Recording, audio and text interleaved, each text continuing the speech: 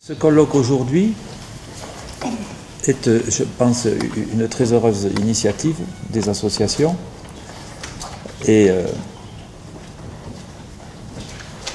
il vient un bon moment, je ne sais pas s'il vient un bon moment, peut-être un petit peu tard, puisque en principe les amendements sur la loi santé devaient être déposés aujourd'hui à 17 h au plus tard. Voilà pourquoi j'ai proposé quelques amendements moi-même, mais il y a sûrement des sujets supplémentaires à traiter. La commission des affaires sociales commençant à travailler mardi par l'audition de la ministre, qui nous fera peut-être part ce jour-là des amendements déposés par le gouvernement. Et le texte doit venir dans l'hémicycle au mois d'avril. Alors la date est fixée, mais semble-t-il avec une petite incertitude, parce qu'il y a un texte aussi de lutte contre le terrorisme qui pose un problème d'urgence en dehors de l'encombrement habituel et du fait que l'Assemblée va suspendre 15 jours au moment de Pâques ses travaux.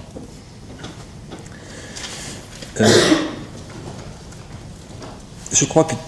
tous les jours apportent des informations qui sont des informations alarmantes sur le plan administrativo-judiciaire d'un côté, et aussi qui confirment nos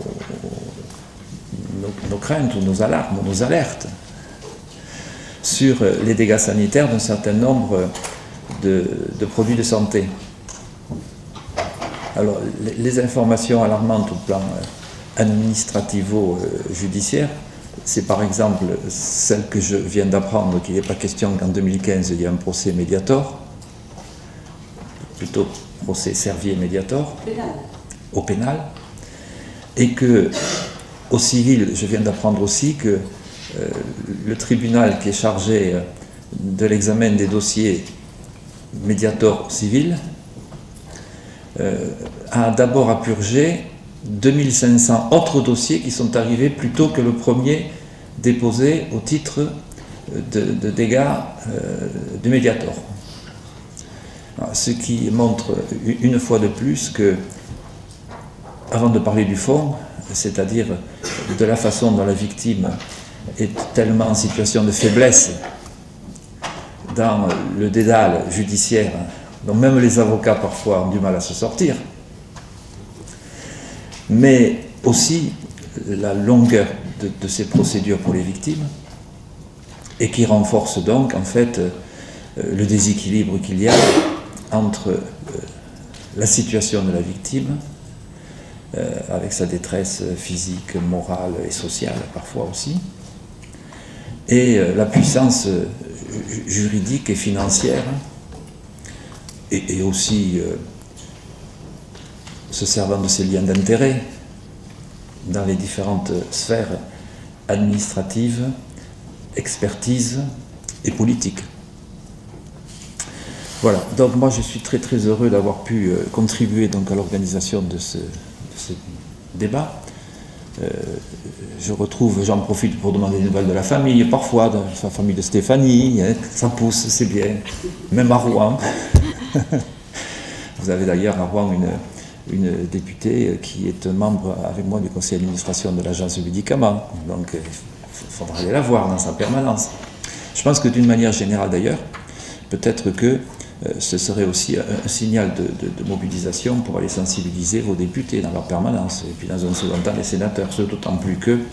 le texte pourrait bénéficier, entre guillemets, de la procédure d'urgence, c'est-à-dire qu'il n'y aurait qu'un seul examen au fond dans chacune des chambres du Parlement, ce qui n'arrange pas nos affaires. Voilà. Alors, il y a, bon, d'une part, toujours des informations qui, sur le plan clinique, renforcent nos alertes. Bien entendu, je pense aux informations qui nous sont parvenues après les études pharmaco-épidémiologiques sur la question du Benfluorex, et qui ont montré que cette utilisation de l'outil statistique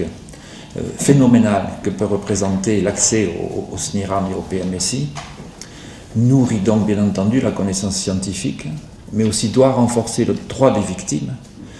lorsqu'elles sont face à des dégâts ou à des hypothèses de causalité. Il y a une étude notamment que j'attends, que j'ai demandé, je sais que l'association qui est concernée, ou les deux associations concernées sont ici en particulier, c'est celle qu'est en train de mener l'Agence du médicament sur les incidences neurodégénératives éventuelles de la vaccination anti-HPV, qui devrait être fournie à la fin du mois de mars. Donc on a bientôt un conseil d'administration et j'espère qu'à cette occasion on pourra avoir des réponses. Il y en a d'autres qui surviennent assez régulièrement, par exemple, malheureusement, concernant les dégâts sanitaires du distilbène, et qui renforcent l'hypothèse selon laquelle il y a non seulement des dégâts possibles à la deuxième ou troisième génération toujours, mais aussi qui renforcent les préoccupations, puisque, par exemple, une étude clinique vient de sortir disant que les antécédents de consommation de distilbène par une mère ou une grand-mère renforcent de 60% le risque de cancer du sein chez les descendantes. Donc tout ça, ça doit être un des éléments du débat. C'est pour ça d'ailleurs que j'ai essayé de présenter un amendement visant à ce que davantage les juges en matière de lien de causalité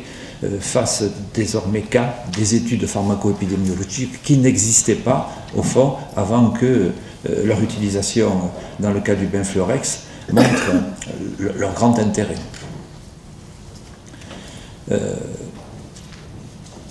Et puis il y a aussi, bien entendu, la longueur des procédures,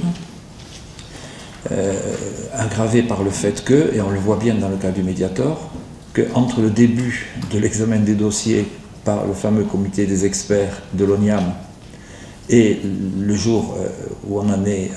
actuellement,